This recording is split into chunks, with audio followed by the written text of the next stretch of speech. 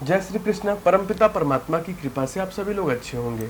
यह सुंदर देह शरीर हम लोगों को मिला है और हम लोग नित्य प्रति जीवन जी रहे हैं और रात्रि में सोते भी हैं। अच्छा, एक ये जीवन में हम उठे, नहाए धोए, खाना खाया, यहाँ गए वहाँ गए, एक ये कर रहे हैं। फिर जब हम रात्रि में सोते हैं तो हमें अनेक प्रकार के स्वप्न आते हैं। स्वप्न आते हैं, उसमें हम होते हैं, हम किसी जंगल में होते हैं, हम भाग रहे होते हैं, या हम कुछ पढ़ा रहे होते हैं, या हम कहीं जा रहे होते हैं। अच्छा, होते हम दोनों जगह है ना। तो जब आपका स्वप्न टूटता है तो आप किसको स्वप्न कहेंगे? यहां भी आप हैं और वहां भी आप हैं, वो भी दोनों ही आपका जीवन है। लेकिन अच्छा, जब आप स्वप्न में होते हैं तो क्या आपको लगता है कि जो कुछ भी हम देख रहे हैं क्या ये झूठ देख रहे हैं? ऐसा नहीं प्रतीत होता होगा, वो भी सत्य लगता होगा।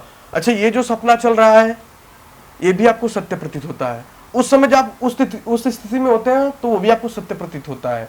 इस समय इस स्थिति में ये सत्य प्रतीत हो रहा है। लेकिन ध्यान रखना, दोनों सपने ही हैं। इस दोनों सपने में जो स्वयं के आत्म स्वरूप को समझ पाया वही सबसे बड़ा सच्चा ज्ञानी है।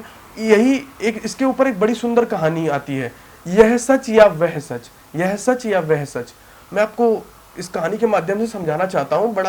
बड़ी रोचक और बड़ी सुंदर कहानी है, जीवन को एक दिशा देने वाली कहानी है।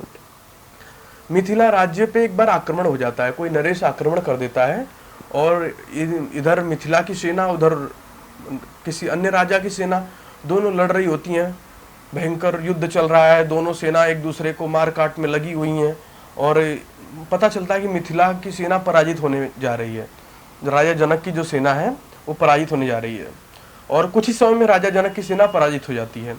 राजा जनक को बंदी बना लिया जाता है और इनको बांध करके जो विपरीत वाला राजा होता है वो कहता है कि मैं आपको मारूंगा नहीं, मैंने केवल आपको बंदी बना लिया है और एक शर्त है, मैं आपको जीवन को छोड़ दूंगा। आप यहाँ अपने सारे वस्त्रों को उतार करके केवल एक कटी वस्त्र टाइप में लपेट करके आपको इस राज्य से बाहर जाना है और इस राज्य में नहीं रहना है। आपको एकदम सारे वस्त्र उतार के, नंगे होकर के, कटी वस्त्र पहन के आपको जाना है। सारे वस्त्र उनके उतार लिए गए, एकदम एक छोटा सा लंगोटिया टाइप में उन्होंने पहन लिया और वो निर्वस्त्र होके चल दिए। जितने राजशाही वस्त्र थे बड़े महंगे महंगे सब उतारवा लिए। जब वो कुछ दूर पहुंचे तो घोषणा हुई, उन्हें भूख लगी। फिर घोषणा हुई, पता चला कि जो भी इस निर्वस्त्र व्यक्ति को शरण देगा या इसे भोजन पानी देगा उसे दंडित किया जाएगा। ये राजा का, यहाँ जो नए राजा है उनका आदेश है। करते करते करते अब कहीं शरणी नहीं मिले, राज्य पार कर गए। जब राज्य पार कर गए 2-3 दिन लगा, काफी भूखे प्यासे बेचारे। अब देखा कि दूसरे राज्य में कहीं एक अन्य संग्रह है जहाँ पे भोजन आदि बांटा जाता है, वहां पहुंचे। ये जैसे ही वहां पहुंचने के बाद पता लगा कि सारा अन्न तो खत्म हो गया है, कुछ भी नहीं बचा है।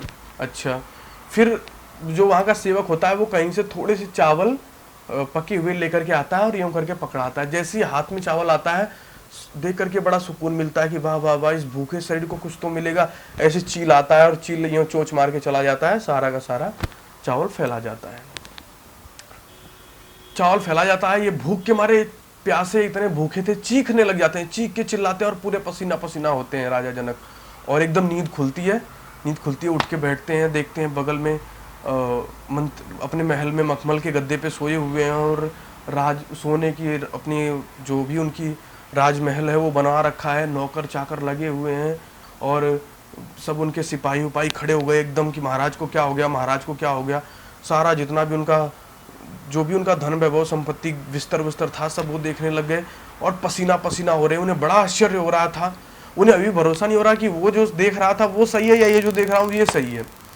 एकदम बार बार सबसे पूछें कि आप मतलब वो एक बार जानना चाह रहे थे कि क्या वो सपना है या ये सपना है, क्योंकि पसीने से उठे और उन्होंने देखा कि जो रात में अभी देख रहा था मैं कुछ समय पहले वो सपना है या जो अभी बैठ के देख रहा हूँ कि यहाँ पे राजा वाजा मतलब मंत्री बैठे हुए हैं, मैं बिस्तर पे सो रहा हूँ, रानियां लगी हुई पैर दबाने के लिए, ये सही है।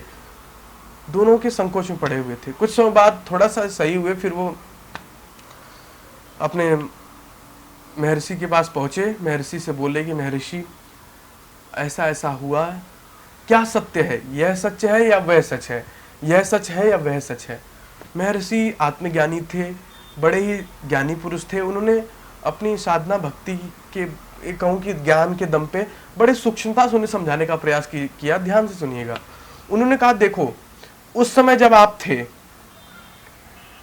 उस समय जब आप थे, आपको राजा ने घेर लिया था, सब कुछ कर लिया था, सारी चीज आपके साथ हुई, आप भूखे गए, वहां चील आया, चील ने चोंच मार दिया, आपका चावल गिर गया, उस समय आप थे नहीं थे?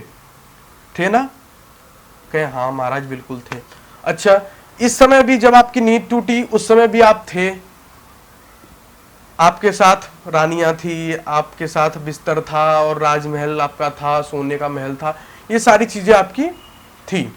दोनों स्थिति में आप थे नहीं थे? आप तो दोनों स्थिति में थे ना। तो किसको सत्य कहोगे, किसको झूठ कहोगे? ना तो वो सच है ना ये सच है। ये जीवन जो चल रहा है ये भी एक स्वप्न है। ये जीवन जो चल रहा है ये भी एक स्वप्न है, पता नहीं किस समय टूट जाए। मैंने लोगों को ठोकरों पे मरते हुए देखा है, एक ठोकर लगी और जीवन चला गया। ऐसे बातें करते करते लोग बेहोश होकर गिर गए। अभी हाल ही में एक वीडियो देख रहा था, कोई शंकर बना, किसी मूवी या किसी सीरियल में कोई शंकर का रूप निभा रहा था और निभाते निभाते ही और उसके प्राण चले गए, खड़े खड़े मंच पे ही। तो ऐसे ऐसे मैंने जीवन में लोगों को जाते हुए देखा है। तो आप किसको सच कहोगे, वो सच है या सच है? महर्षि कहते हैं ना तो ये सच है ना वो सच है। इन दोनों स्थितियों में जो स्वयं के आत्मज्ञान को समझ सका, जो जीवन के उद्देश्य को समझ सका, वही सर्वोपरि और सर्वमहान है। जीवन के इस प्रपंच में मत फंसना कभी कि क्या सच है, ये सच है वो सच है।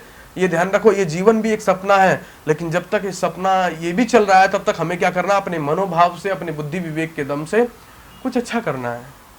जब ये सपना टूट जाए, आत्मज्ञान को प्राप्त होना है, जब आत्मज्ञान प्राप्त हो जाएगा तो ये सपना ऐसा टूटेगा कि सीधा मुक्ति मिलेगी। नहीं तो ये सपना, ध्यान रखना, ऐसे घसीट घसीट के मारेगा, नंगे जाना पड़ेगा दरबार छोड़ करके। सपना वो भी था, सपना ये भी, दोनों स्थिति में आप होते हैं। आप तो दोनों स्थिति में होते हैं। तो आप ये नहीं कह सकते ये सपना, मैं शायद हो सकता हो कि ये सपना थोड़ा लंबा हो, सपना ये भी चल रहा है। तो आत्मज्ञान सबसे ज्यादा आवश्यक है। सपने दोनों हैं, लेकिन दोनों सपने में अपने मन को स्थिर करके, विवेक बुद्धि को स्थिर करके आत्मज्ञान की तरफ अपने जीवन को ले जाकर के जीवन को सन्मार्ग की ओर प्रेरित करो। यही कहूं कि सच्चे अध्यात्म और सच्चे जीवन का एक सच्चा अर्थ है।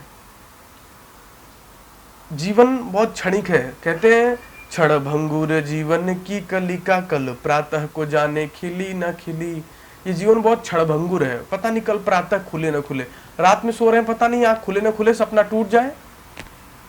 इसलिए ये भी जीवन एक सपना है। किसी से ज्यादा राग नहीं, किसी से ज्यादा द्वेष नहीं, किसी से ज्यादा मोह नहीं।